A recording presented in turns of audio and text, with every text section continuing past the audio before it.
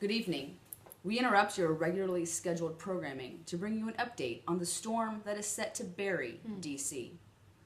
You have just hours, so get ready for what could be a historic storm. We could see our first inch by sunset. So, folks, get ready. Don't delay. Right. Costco's bread and milk aisles are reported empty. However, officials say the canned good items remain available, if necessary, by spam. That's right. Schools are closed. The federal government is shutting down at noon. Metro rail and buses will not run throughout the weekend. The nation is lamenting our doom and urging people to just be safe. Right. The mayor addressed the city yesterday to assure the public that a Carmageddon 3 will not take place on her watch.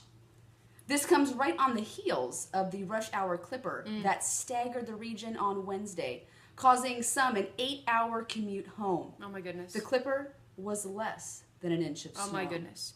Officials have guaranteed more preparedness with this coming snow, saying we can't have another incident of the president's motorcade slipping and sliding down the streets of the District of Columbia.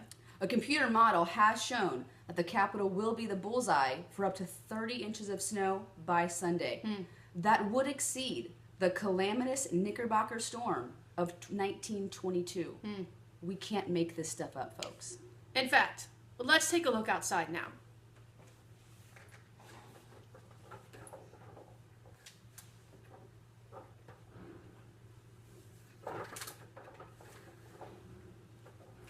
As you can see, the blizzard of 2016 is upon us.